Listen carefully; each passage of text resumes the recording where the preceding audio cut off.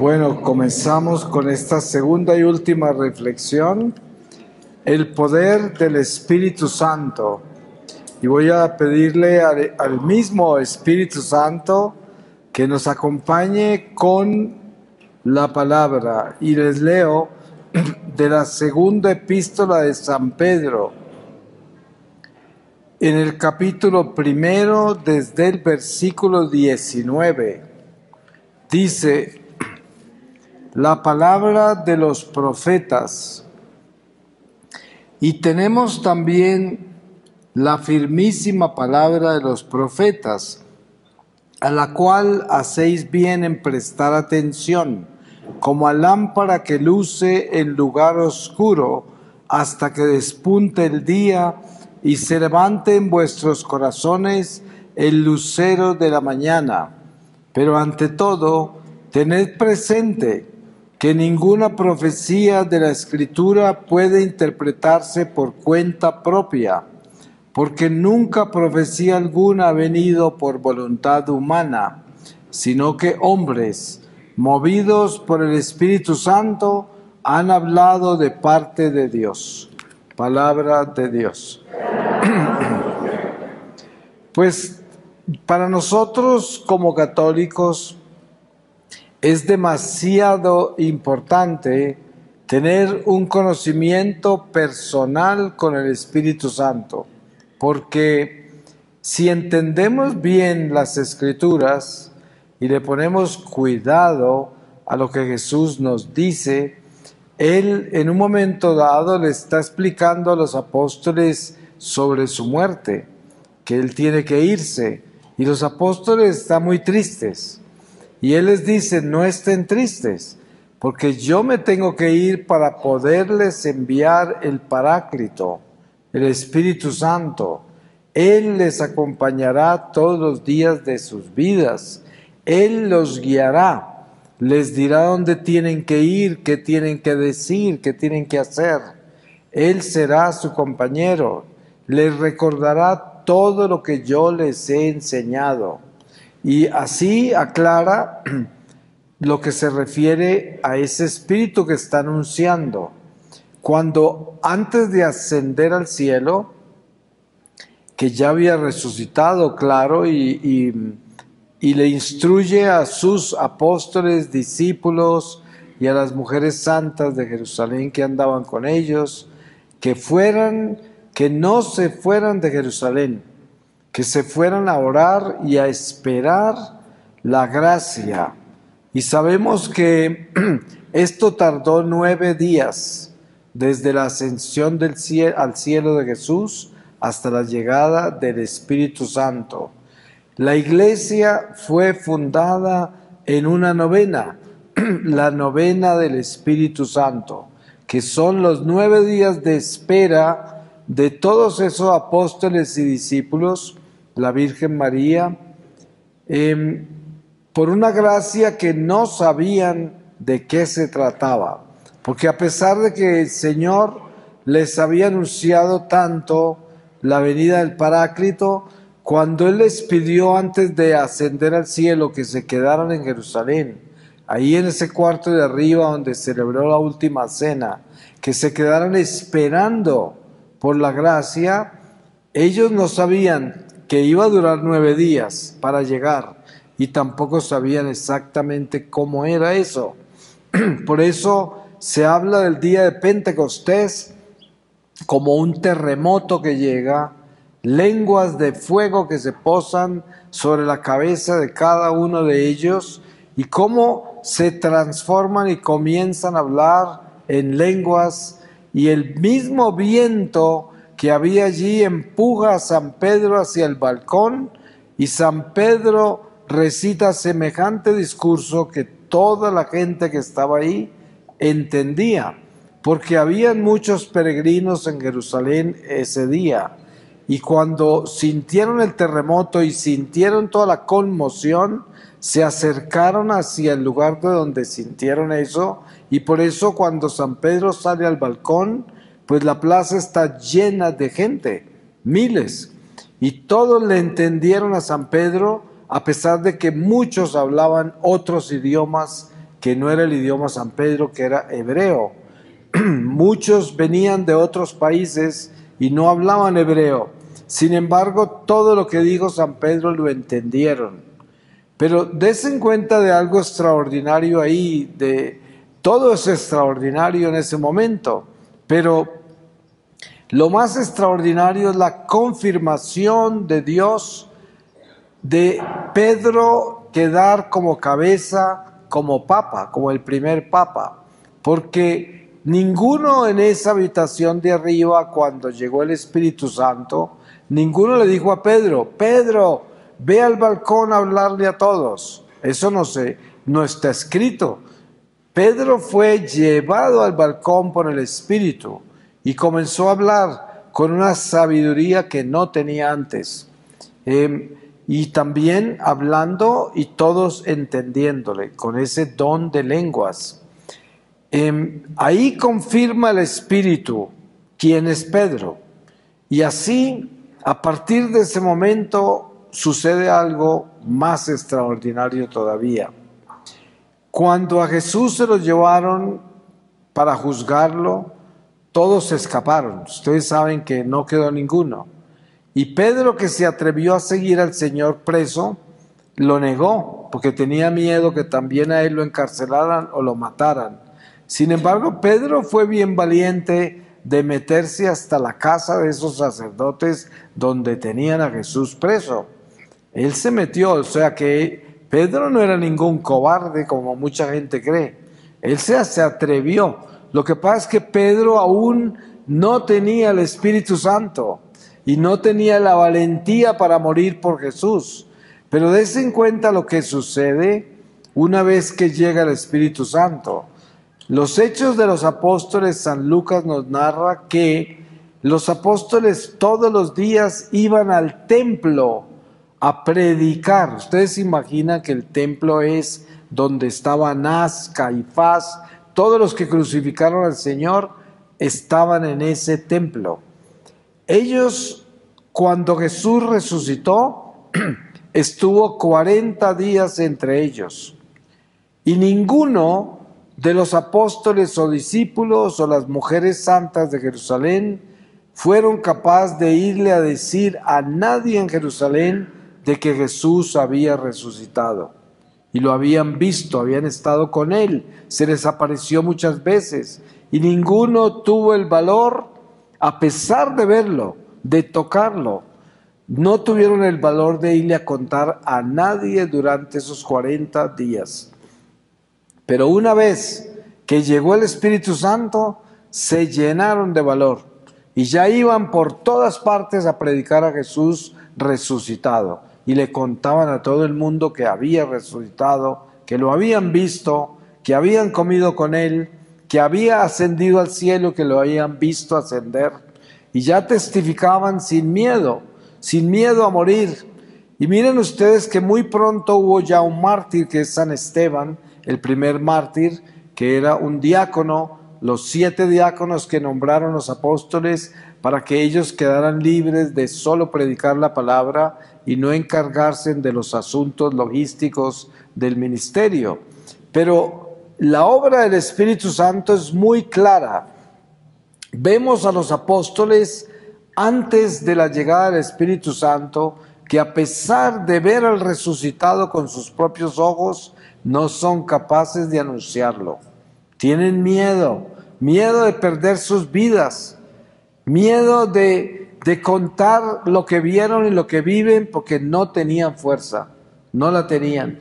Y ahí podemos darnos cuenta que, a pesar de esos apóstoles tener una evidencia tan grande como el resucitado, miren ustedes lo que faltaba. Por eso Jesús decía: tengo que irme para enviarles el Espíritu Santo, el Paráclito, y así tendrán esa fuerza. Y así es que por medio de ese mismo Espíritu Santo es que recibimos este misterio de la transustanciación, que se convierte en esas especies de pan y vino en cuerpo y sangre del Señor. Esa también es obra del Espíritu Santo. Él es el que hace posible que esas especies se conviertan en el cuerpo y la sangre del Señor. Y también es obra del Espíritu Santo que yo les hable a ustedes de Dios. Es obra del Espíritu Santo que ustedes oren, que ustedes se arrodillen y oren. Es obra del Espíritu Santo que ustedes vengan a confesarse y se arrepientan. Es obra del Espíritu Santo que ustedes terminen creyendo que Jesús está vivo en la Eucaristía. Obra del Espíritu Santo. Es obra del Espíritu Santo que ustedes sientan el deseo de perdonar. Es obra del Espíritu Santo que ustedes puedan ser pacientes, tolerantes, compasivos, caritativos. Todo viene del Espíritu de Dios. Sin Él, nada de eso es posible, porque nuestra naturaleza humana es sorda, ciega y muda al Espíritu. Y por eso, para que el Espíritu actúe en nosotros, el Espíritu tiene que estar en nosotros. Y lo hemos recibido por el bautismo. Pero miren la libertad que Dios nos da a cada uno de nosotros. Porque Dios es perfectamente amoroso y por lo tanto no se impone en nosotros. No nos obliga a nada. El único que se impone y obliga es el demonio, que rompe paredes para entrar a hacer lo que él quiere, aunque tampoco el demonio puede hacer lo que quiere sin permiso de Dios. Pero hay que entender que nosotros, para poder estar abiertos a la gracia del Espíritu Santo dado por el bautismo, tenemos que voluntariamente darle el sí a esa unción que tenemos. Tenemos que darle el sí. O sea que yo tengo el Espíritu Santo, claro que sí, por el bautismo, pero eso no quiere decir que yo esté actuando como una sola persona unida al Espíritu para que Dios haga su voluntad en mí. La voluntad de Dios en cada uno de nosotros es nuestra santificación. Y des en cuenta que nosotros nos rebelamos contra la santificación, porque estamos acomodados en nuestros deseos humanos, nuestras tendencias humanas, y a veces son contrarias al Espíritu, las cosas que queremos y hacemos humanamente, y por eso no andamos en unidad con el Espíritu. Para que el poder del Espíritu Santo actúe en nosotros, nosotros tenemos que convertirnos uno con Él. Y miren que esto es una ciencia que tenemos que llevar a cabo y poderla construir como si fuera un edificio espiritual. Ladrillo por ladrillo, aprender a unirnos a Dios, ese Dios que está en mí. Todos nosotros podemos dar testimonio de que en nosotros hay una voz de la conciencia que siempre nos dicta el camino correcto y las cosas buenas. Pero es una voz tan amable que se toma mucha valentía y humildad para obedecerla. Porque normalmente nosotros nos acostumbramos a obedecer voces fuertes, comandos que son imperativos, que se imponen, y nos acostumbramos a eso. Pero una voz tan tierna, tan amable, tan amorosa, tan dócil, no es fácil obedecer. Es demasiado buena. Y por eso en nuestra naturaleza áspera, ruda, soberbia, le queda muy difícil obedecerle a algo tan bueno, tan tierno.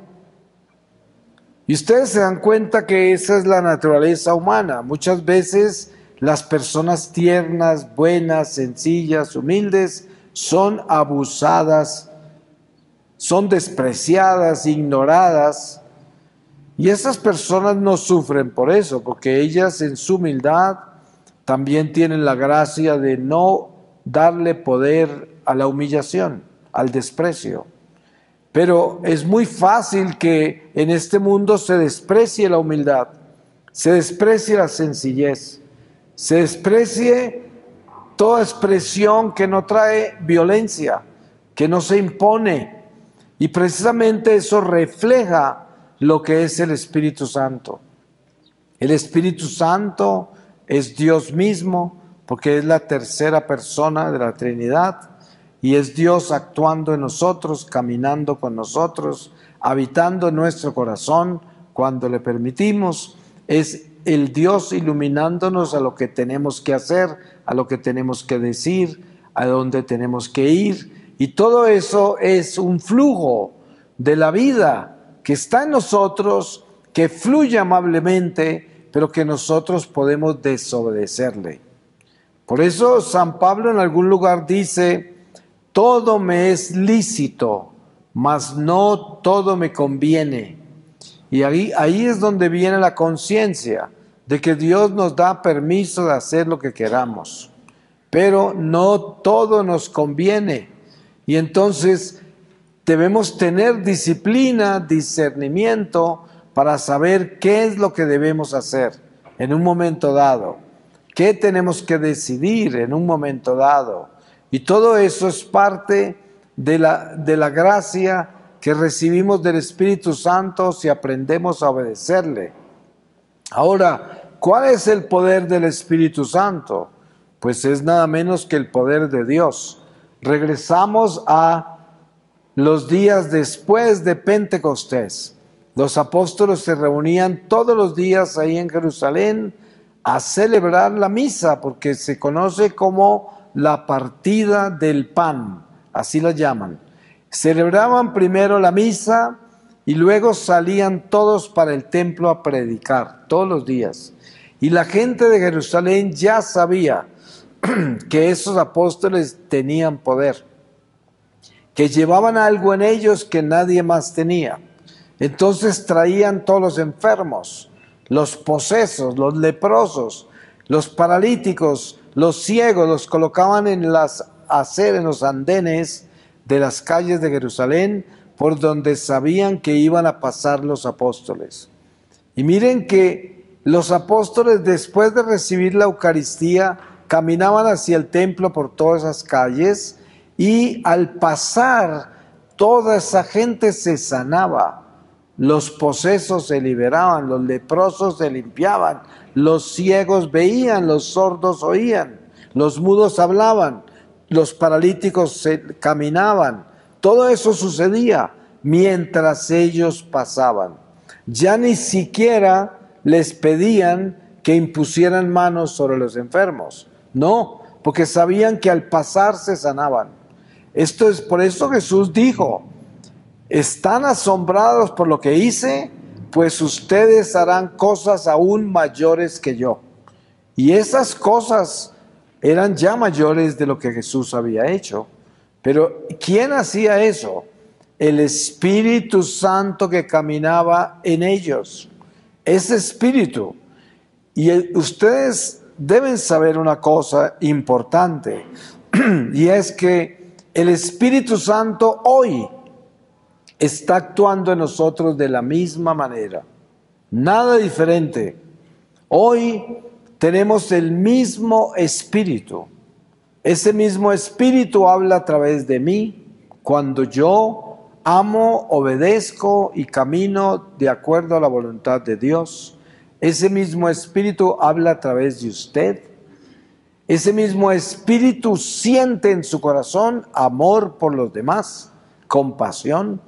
Ese mismo Espíritu me impulsa a orar, a arrepentirme. Ese mismo Espíritu está vivo en nosotros y tenemos que reconocerlo. Por eso el apóstol dice: no os engañéis, toda dádiva buena viene de Dios. Todo lo bueno viene de Dios. Para que no en ningún momento creamos que las cosas buenas vienen de nosotros. No, vienen de Dios. Todo lo que es bueno viene de Dios. Y esto lo tenemos que tener claro para que seamos gratos, para que glorifiquemos a Dios, para que reconozcamos a Dios en nuestra vida. Y ese reconocerlo, agradecerle y estar unidos a Él con cariño, con amor, es obra del Espíritu Santo. Desen cuenta ustedes el poder que tiene, el poder tan extraordinario. San Pablo dice, somos vasijas de barro que llevan el tesoro. No hay una imagen más perfecta de nosotros que esa. ¿Qué puede haber más frágil en este mundo que una vasija de barro? Sin embargo, a pesar de ser estas vasijas de barro, el Espíritu Santo está en nosotros y actúa desde nosotros y hace maravillas en nosotros y en los demás desde nosotros, si nosotros somos conscientes y fieles a Él. Y esa es nuestra misión, el permitir que esa fuerza del Espíritu Santo tenga vida, que es un fuego que está en nosotros. Por eso, en la imagen presentada por el Evangelio y en los Hechos de los Apóstoles especialmente, aparece lenguas de fuego sobre la cabeza de todos los que estaban allí en ese cuarto de arriba. Lenguas de fuego, fuego.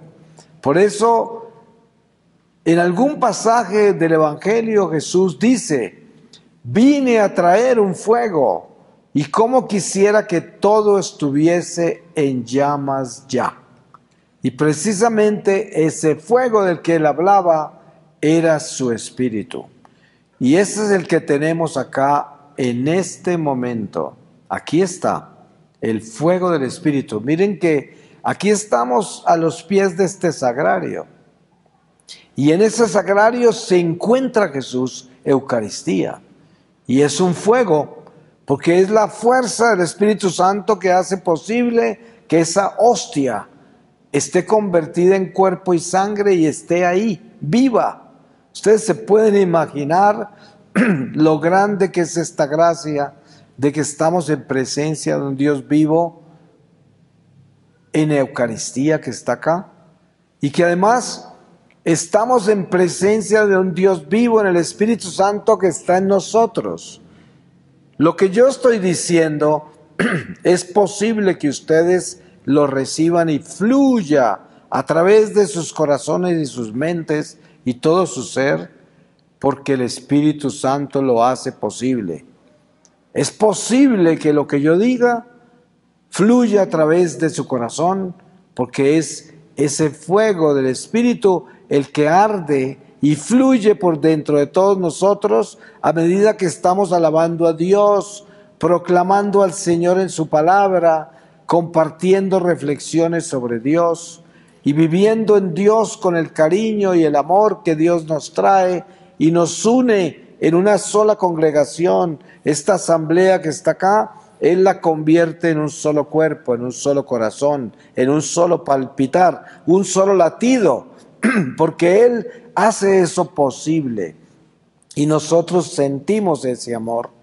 Así de poderoso es, porque ¿cómo no va a ser poderoso si es el Espíritu de Dios que todo lo puede, que todo lo sabe, que nos creó a nosotros mismos? Y que además, fuera de habernos creado a nosotros, tiene un plan con nosotros. Lo más extraordinario de lo que podríamos llamar el poder del Espíritu Santo en nuestra vida es que el Espíritu Santo nos conoce. Nos conoce. O sea, en el momento que recibimos ese bautismo, ese Espíritu entra en nosotros y no se separa de nosotros. Y además, ese bautismo no fue un accidente, ni fue una voluntad humana. Ese bautismo estaba escrito en el libro de la vida. Ese bautismo era el miembro de una milicia, de un pueblo que ha sido separado y predestinado, escogido desde la eternidad. Así de poderoso es el bautismo, porque confirma y marca a sus miembros, a sus hijos. Ustedes se acuerdan en el Antiguo Testamento cuando Dios instruye a Moisés para que le pida a sus hebreos que maten un cordero y con esa sangre marquen las puertas para que cuando el ángel exterminador pase no los toque a ellos. Esa marca es una señal de lo que venía, porque esa sangre del cordero se convierte en la sangre de Jesús, en la nueva creación de Jesucristo una vez que se encarna en la plenitud del tiempo, y ya por medio de su Espíritu Santo viene a nosotros y nos marca con el bautismo, y quedamos completamente encendidos en ese fuego. Cuando nosotros somos fieles a Dios, somos unas lámparas vivas en este mundo de tinieblas. Si tuviéramos siquiera la mínima idea de la imagen que es en el mundo espiritual un católico fiel, seríamos fieles todo el tiempo, porque así de grande es la imagen en el mundo espiritual de un católico fiel, porque está encendido, está en llamas, y los demonios huyen, no pueden con él. Y además el Espíritu Santo está constantemente derramándose como río de agua viva, como lo dice la palabra, y está impregnando todo, está bañando todo, está liberando, sanando, desatando todo por donde pasa, en donde está, en donde vive. Miren ustedes lo hermoso que es darse uno cuenta lo que es una monja de clausura que es fiel, que es santa.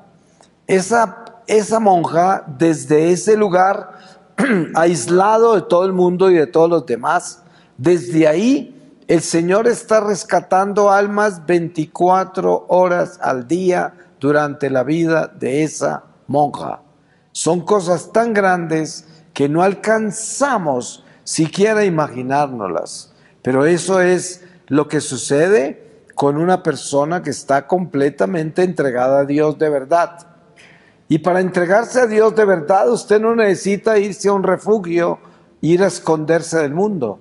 Usted se entrega a Dios ahí donde está, ahí donde el Señor lo llamó, ahí, como bombero, torero, carpintero, lo que usted sea, no importa, ahí es donde el Señor alumbra, ahí es donde el fuego del Espíritu Santo se enciende y baña a todos los demás, porque la sola presencia suya es gracia, como también la presencia de una persona en pecado es desgracia.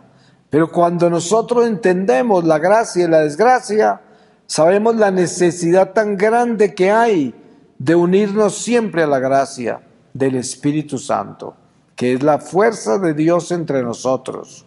Es hermosa, es poderosa, es humilde, es pequeña. Por eso no es fácil distinguir los movimientos de Dios en nuestra vida y en nuestros entornos, porque nosotros no tenemos la tendencia a descubrir lo grande y lo bueno en las cosas pequeñas. Este mundo nos abre los apetitos y nos abre los deseos y ambiciones hacia las cosas grandes. Y por eso perdemos de vista las cosas pequeñas. Y Dios se manifiesta en lo pequeño. Dios se manifiesta en lo insignificante. Por eso la gente cree que Dios es invisible. Pero más visible que Dios no lo puede haber. Porque miren, ¿quién hace visible a Dios?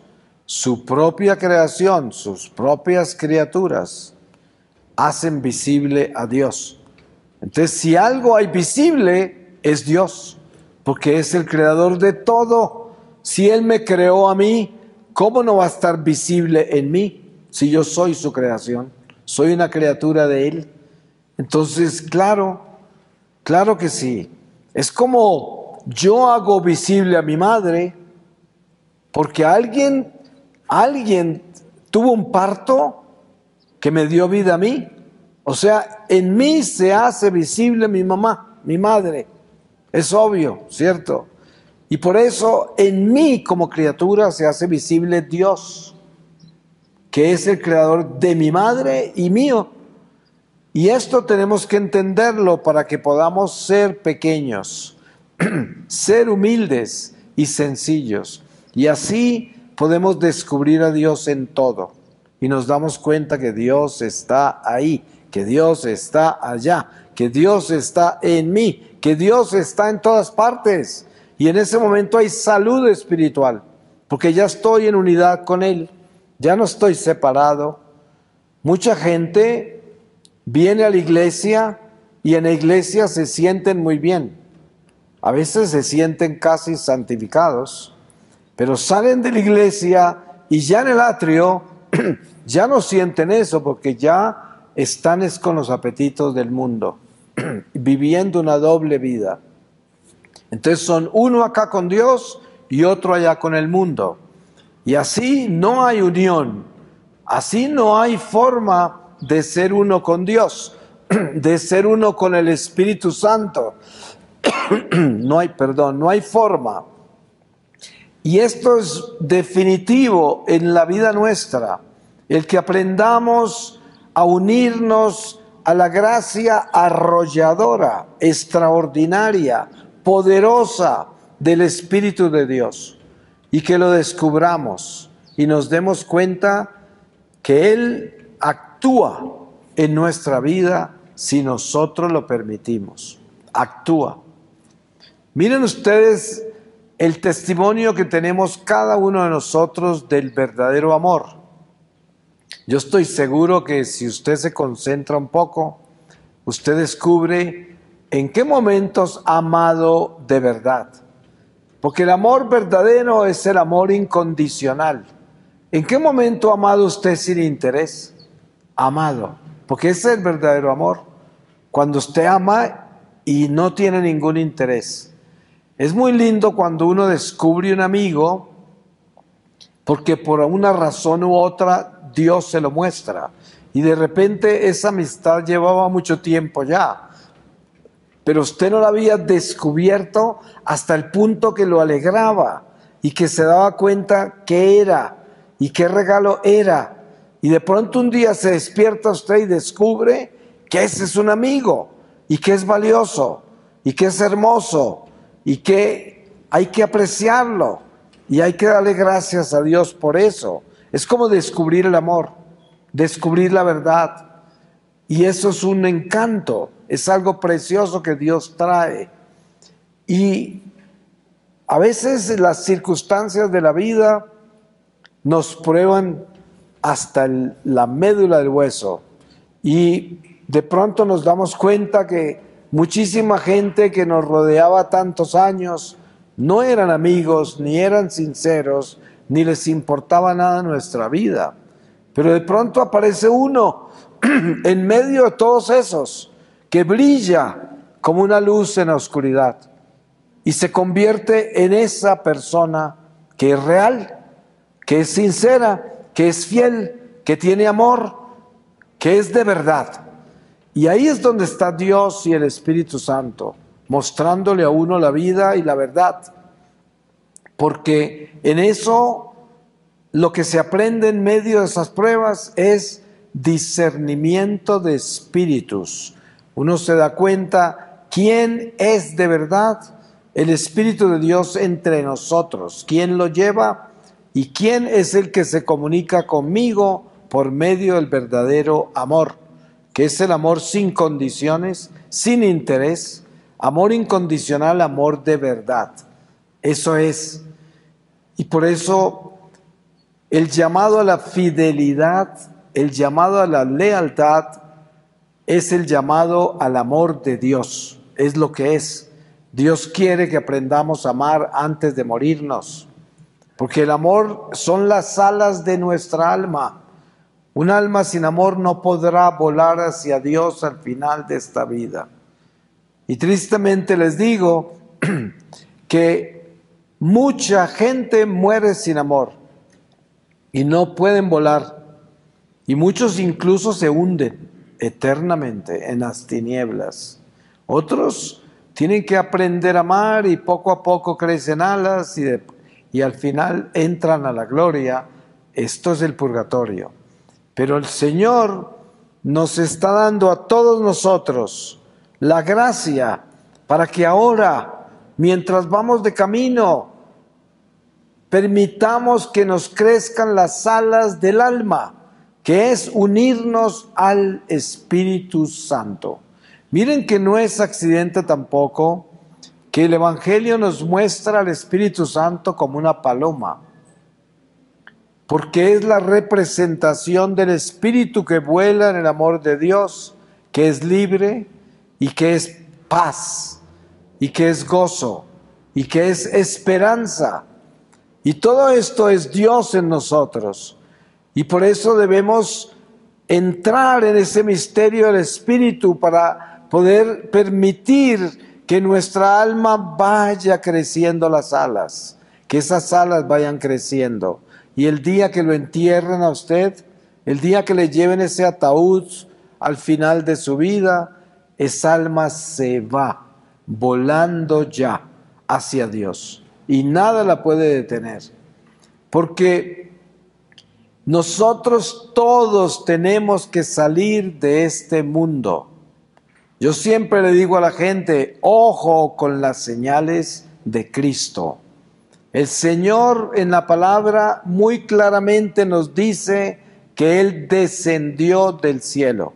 Ustedes se acuerdan que en algunos de esos pasajes, especialmente cuando está en su tierra con su familia en Nazaret, cuando Él dice que Él bajó del cielo, lo quieren matar, porque sabían que Él era el hijo del carpintero, que toda la vida lo vieron ahí, ahora viene a decirles que Él bajó del cielo. Pues ellos no entendían eso y lo consideraban un mentiroso. Sin embargo, es verdad que Él, el Mesías, vino del cielo, pero también, o sea, descendió. Es importante esa palabra, descendió. Pero ¿qué hizo cuando se fue? Ascendió. ¿Y a dónde se fue? Se fue a donde vino, al cielo. Pero ¿qué hizo en la bajada y la subida? Nos localizó y nos mostró que nosotros estamos abajo. Y toda su palabra, su revelación, su enseñanza, sus promesas, lo que Él nos pide a nosotros, ¿qué es? Que salgamos de acá. Él se fue a prepararnos un lugar y dice, allá donde yo estoy, estarán ustedes. Pero ¿dónde está Él? Muy claro, mi reino no es de este mundo. Entonces, si tenemos claro eso, nos damos cuenta lo importante que es crecer las alas del alma. Porque ¿cómo creen que nos vamos a subir allá? ¿Cómo creen que vamos a alcanzar al Señor? Tenemos que volar hacia Él. Tenemos que ascender hacia Él. Tenemos que subir. Por eso el Salmo dice, la montaña de Sión, allá donde suben las tribus del Señor, hacia esa ciudad de luz, la Jerusalén del cielo. Y todos nosotros tenemos que escalar esa montaña cuando partimos de este mundo. Pero hay que estar preparados para esa escalada, porque no se puede subir si no tenemos la fuerza del Espíritu Santo, que es vida eterna. Y esa vida eterna que trasciende esta vida debe ser abrazada desde ahora. Por eso, ojo, porque ninguno de nosotros sabemos cuánto tiempo tenemos. Y aquí es donde está el secreto. Si usted quiere despertarse a la verdad y serle fiel a la verdad, entre en conciencia y acepte la vulnerabilidad de su vida, la fragilidad de su vida, que no tiene futuro, solo tiene el futuro que Dios le da. Por lo tanto, yo no lo tengo, Dios lo tiene, si Él quiere dármelo. Y si yo entiendo eso, me doy cuenta lo urgente que es unirme a Dios de verdad y dejar la unión que tengo con este mundo, el amor y la seducción que tengo con este mundo, el apego a las cosas temporales, y entrar en las cosas de Dios y unirme a Dios y convertirme en uno solo con Él, para que si Él me llame hoy, yo quede en Él, unido a Él. Y eso es lo más importante, entender la unidad desde hoy. Por eso Jesús, en una de sus oraciones tan importantes antes de su pasión, hablando con el Padre, le dice: Padre, que todos seamos uno como tú y yo somos uno. Y le está pidiendo esa unidad al Padre, porque es su inmenso deseo de que nos convirtamos en uno con Él. Por eso la Iglesia nos habla de lo que se llama ser cristocéntrico. Estar en Cristo, en el centro de Cristo, y no vivir el peligro que hay en la Iglesia cuando ustedes ven que hay gente de la derecha, gente de la izquierda.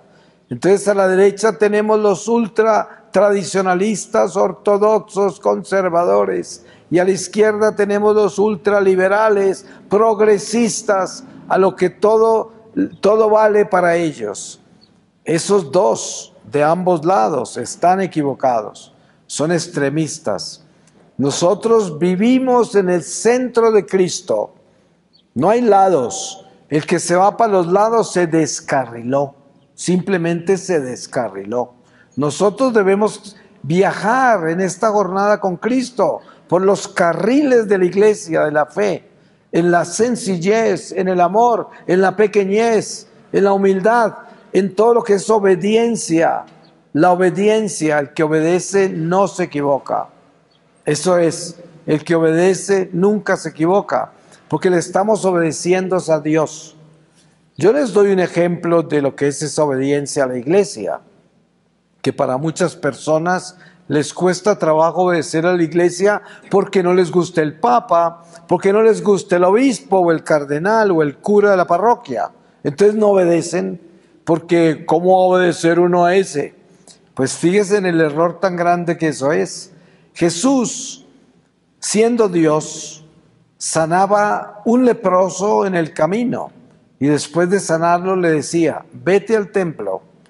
Y porque según la ley de Moisés, un leproso que se sanaba tenía que pagarle al sacerdote el diezmo por su limpieza, por lo que había recibido. Y lo mandaba al templo donde el sacerdote a que pagara el diezmo y cumpliera con la ley de Moisés.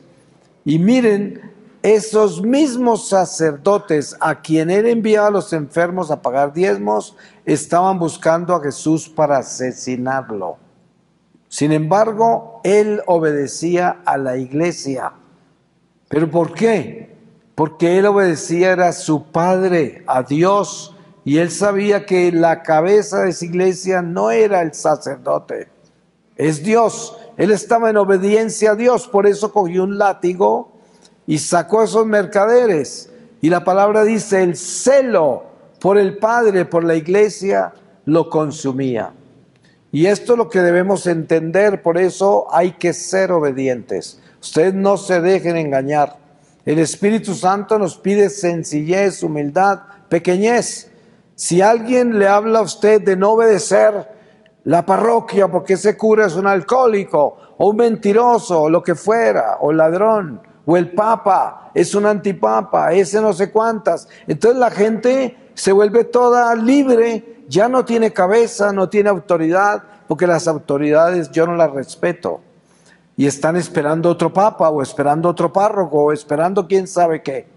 Pues se perdieron, simplemente se descarrilaron, se fueron para otro lado, porque esa no es la verdad y ese no es el evangelio.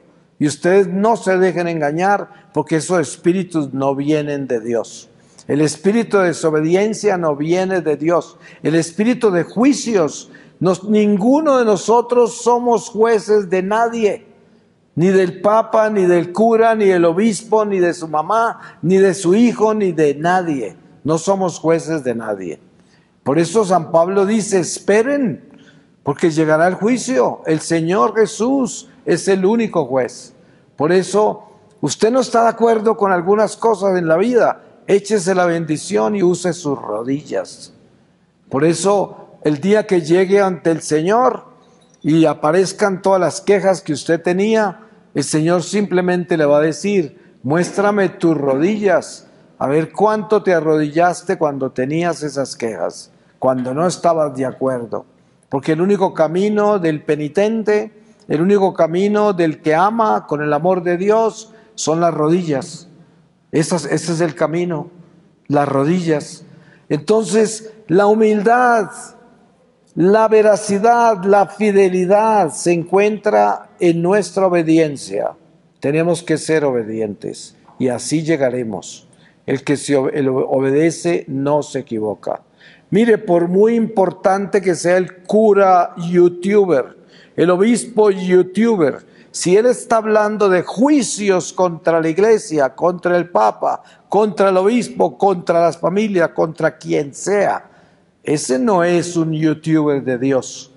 Por muy cura famoso que sea, por muy obispo famoso que sea, si está juzgando a los demás, si está acusando a los mismos miembros de la iglesia, es un miembro de Satanás. Y mucha gente no le gusta lo que yo digo y hasta piedra me han tratado de tirar. Pero ay de mí si no digo lo que el Espíritu coloca en mi corazón, porque es la verdad. Y así es. Nosotros, para poder vivir en orden con el Espíritu Santo, debemos ser humildes, pequeños, obedientes, sencillos, y les aseguro que así llegamos a casa. Así nos elevaremos y nuestras alas crecerán y podemos llegar al cielo. Pero si nos metemos en este mundo de jueces y de gente que parece más santa que los demás, nunca llegaremos al cielo, porque esa gente no va a entrar al cielo. Pues vamos a pedirle al Señor su palabra, y con esta lectura de las palabras de la segunda epístola de San Pedro, capítulo 1, desde el versículo 3, la generosidad de Dios. Pues su divino poder nos ha concedido cuanto se refiere a la vida y a la piedad, mediante el conocimiento perfecto del que nos ha llamado por su propia gloria y virtud, por medio de las cuales nos han sido concedidas las preciosas y sublimes promesas, para que por ellas os hicierais partícipes de la naturaleza divina, huyendo de la corrupción que hay en el mundo por la concupiscencia. Por esta misma razón, poned el mayor empeño en añadir a vuestra fe la virtud, a la virtud el conocimiento, al conocimiento la templanza, a la templanza la paciencia activa, a la paciencia activa la piedad, a la piedad el amor fraterno, al amor fraterno la caridad. Pues estas cosas, si las tenéis en abundancia, no os dejarán inactivos ni estériles para el conocimiento perfecto de nuestro Señor Jesucristo. Quien no las tenga es ciego y corto de vista, ha echado al olvido la purificación de sus pecados pasados. Por tanto, hermanos, poned el mayor empeño en afianzar vuestra vocación y vuestra elección. Obrando así, nunca caeréis, pues así se os dará amplia entrada en el reino eterno de nuestro Señor y Salvador Jesucristo. Palabra de Dios. Pues le damos gracias a Dios y lo bendecimos porque ha permitido que estemos aquí reunidos en esta mañana, en este templo, y que podamos ser tocados por el Espíritu de Dios para que salgamos encendidos en ese fuego a hacer lo que tenemos que hacer, porque somos como un ejército que Dios reclutó y encuarteló esta mañana para darnos la fuerza que necesitamos para lo que sigue en la vida de cada uno de nosotros, que es una misión. Y la misión nuestra son las almas, comenzando por la nuestra. Amén.